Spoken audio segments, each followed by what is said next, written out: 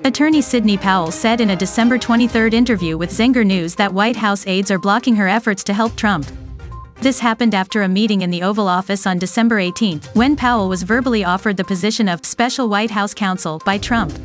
Republican election officials of Michigan's Wayne County, Monica Palmer and William Hartmann, received threats after the duo voted against certifying the county's election results. The former initiated a FBI investigation that had her perpetrator charged, while the latter was forced to leave his home for days. Dominon CEO John Poulos was accused of lying during Michigan hearing by a whistleblower, Melissa Carone. Carone is trying to speak with Poulos on live interview about election fraud.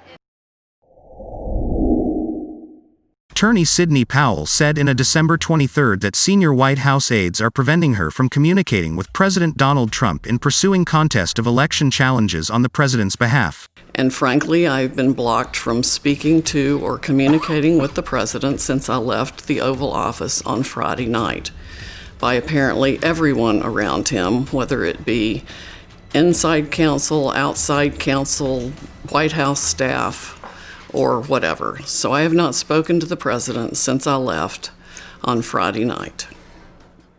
Powell's remarks resonate with that from Patrick Byrne, former Overstock CEO, who was also part of the lengthy White House meeting on December 18. Trump is lied to by his own advisors, who tell staff, "Get the president to concede," while they stall Trump, Byrne wrote on Twitter on December 20. Meadows and legal staff led by G.C. Cipollone reflexively shoot down every sober discussion or idea presented. Their frame of mind is automatic. "We better not try that, it may not work, it would hurt your reputation in the press," Byrne wrote. "He needs to fire them all or he loses. I did not vote for him, but I don't want to see our country hijacked in a psyop," Byrne added. Byrne's messages appeared to be a reaction to media reports that the president discussed declaring martial law during the meeting on December 18, which he disputed as 100% false. Powell likewise disputed the claims. "People saying that, including those around him, are liars," Powell wrote on Twitter on December 20.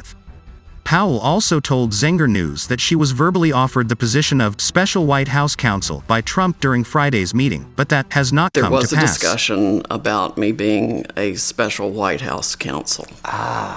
So in other words, a special appointment to Cipollone's office? Yes, to serve inside the White House, but that has not come to pass.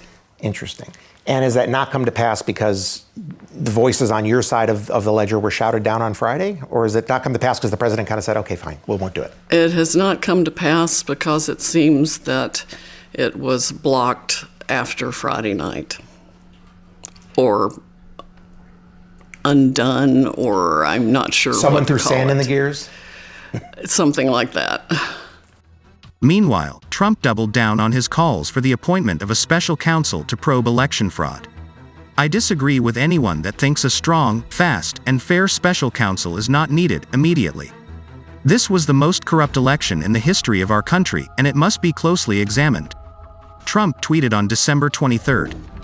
Monica Palmer, chairwoman of the Wayne County Board of Canvassers, received photos from Caitlin Jones, 23, showing a bloody dead woman lying on the ground.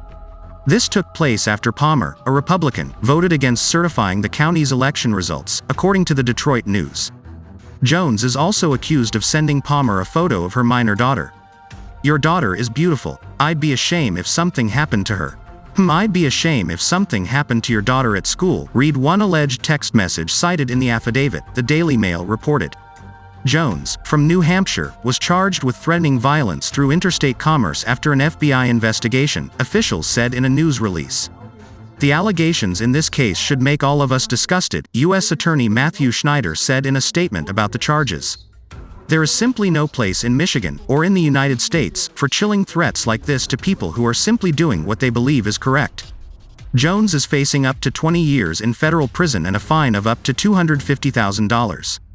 Another Republican member of the board, William Hartmann, said he was forced to leave his home for a period of time after receiving threats. "I was scared," Hartmann told the Epoch Times on December 22. "The police actually had people stationed outside in different locations, watching, in case anything happened. They were there for 3 or 4 days. The news media went to my house and filmed the front of my house and my address. And then my website was doxxed. And I got over 1,500 hate emails. And you got to then throw social media on top of that.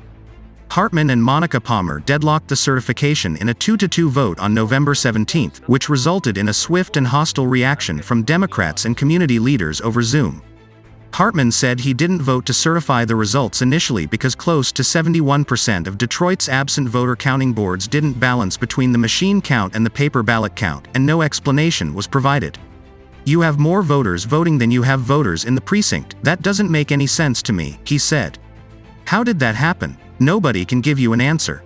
Michigan, with its 16 electoral votes, is one of 7 states that has produced a slate of Republican dueling electors that Congress will count in a joint session on January 6, presided over by Vice President Mike Pence. A Dominion voting systems whistleblower, Melissa Carone, is accusing Dominion's CEO of lying during the recent Michigan Senate hearing. CEO John Poulos answered questions about Dominion's machines and software for several hours. This appeared to be a response to the forensic audit of Dominion products in Antrim County. Russell Ramsland Jr., who led the team that conducted the audit, said that Dominion's voting system intentionally generates an enormously high number of ballot errors, causing the ballots to enter a process known as adjudication, where votes can be manually changed. During the Senate hearing, Poulos told the committee that Dominion works with all political parties and uses a nonpartisan approach.